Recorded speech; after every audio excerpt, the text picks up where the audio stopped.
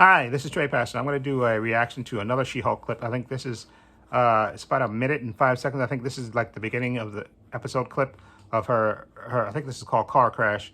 This is how her origin, I think, is going to be. Because, like I said, I think they changed it from the way it was in the comics. Okay, so I'm looking forward to this. So I'll be right back with my reaction.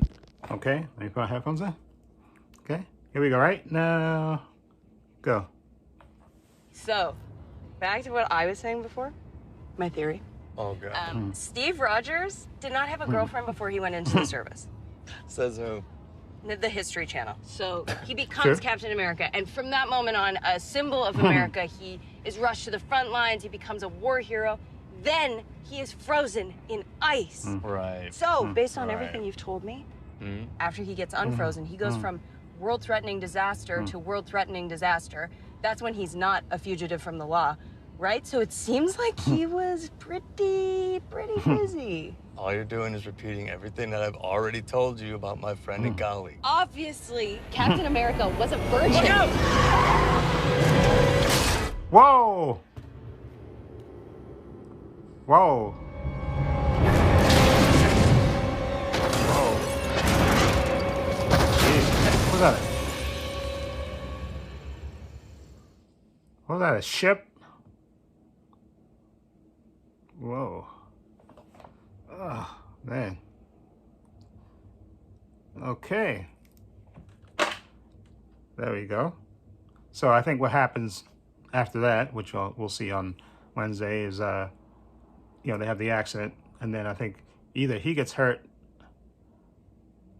and then maybe his. Although, like I said, I don't know if he can't. Although as Professor Hulk, I don't think he's not as strong as he is when he's the regular Hulk. Because I was trying to think, because I already think I saw a little bit of how his blood gets infected and it infects her, but which I can understand her, you know, bleeding and stuff, but maybe as Professor Hulk, he's not as strong and not as invulnerable. So that way he actually bleeds, and then his blood mixes with her blood. Okay, his gamma radiated blood infects her, and then that's how she becomes the She-Hulk. Because I know Professor Hulk is not as strong as, you know, original Hulk, obviously, because that's the strongest version of the Hulk there is. So maybe that's how that happens. I'm assuming that's how that happens, because I think I saw a little clip or something, a little thing where they have that accident, and then it seeps into his blood, seeps into hers, because I think she, you know, she's bleeding obviously, and then I guess as Professor Hulk, he's bleeding too. Although I thought as a Hulk he's not, but maybe, like I said, I'm assuming that he's not as invulnerable as he is when he's regular Hulk, as he is when he's Professor Hulk, and then that's how their blood mixes.